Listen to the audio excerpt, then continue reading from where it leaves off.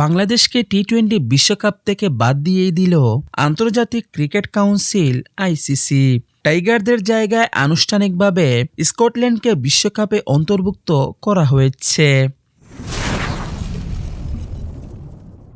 মুস্তাফিজুর রহমানকে আইপিএল থেকে বাদ দেওয়ার পরই শুরু হয় বাংলাদেশ ও ভারতের ক্রিকেট টানাপোড়েন।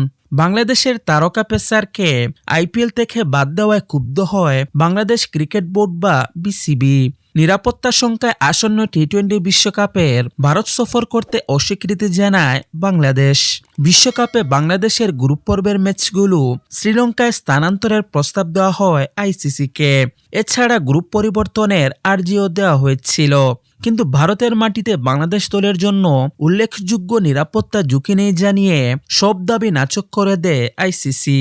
এরপর সংস্থাটি বাংলাদেশকে 24 ঘন্টার মধ্যে চূড়ান্ত সিদ্ধান্ত জানাতে বলে। সেই সময়সীমা পেরিয়ে যাওয়ার পর বিসিবি ও খেলোয়াড়দের সঙ্গে বৈঠক শেষে বাংলাদেশ জানিয়ে দেয় ভারতের মাটিতে তারা খেলবে না। এরপরই বাংলাদেশকে বাদ দিয়ে স্কটল্যান্ডকে টুর্নামেন্টে অন্তর্ভুক্ত করার সিদ্ধান্ত নিল বিশ্ব ক্রিকেটের নিয়ন্ত্রণ সংস্থা আইসিসি। অপরদিকে টি-20 বিশ্বকাপে অংশ না নেওয়ার ফলে ক্রিকেটীয় ক্ষতির পাশাপাশি বিসিবির বড় ধরনের আর্থিক ক্ষতিও হবে। ভারতীয় গণমাধ্যমের দাবি, বিশ্বকাপ বয়কটে বাংলাদেশের ক্ষতির পরিমাণ দাঁড়াবে প্রায় 330 কোটি টাকা। কিছু রিপোর্টে দাবি করা হয়েছে এতে তাদের বার্ষিক আয়ের প্রায় 60% ক্ষতিও হতে পারে।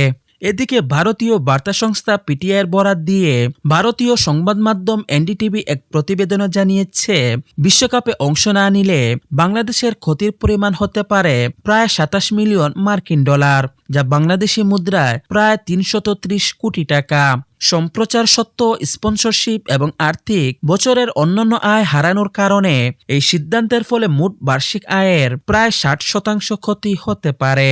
যদিও বিসিবির পক্ষ থেকে ক্রিকেটীয় বা আর্থিক ক্ষতির বিষয়ে এখনো কোনো মন্তব্য করা হয়নি।